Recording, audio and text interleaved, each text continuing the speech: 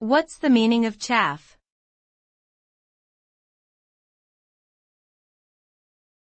Chaff.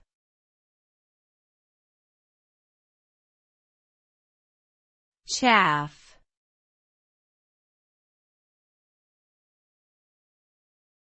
Chaff.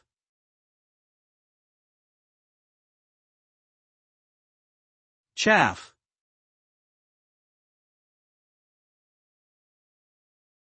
The word chaff has multiple meanings depending on the context, but one common definition refers to the outer husks of grains or seeds that are separated during threshing. These husks are usually lightweight and worthless, and are often burned or discarded as waste. In a figurative sense, chaff can also refer to useless or irrelevant information or speech that is discarded or ignored.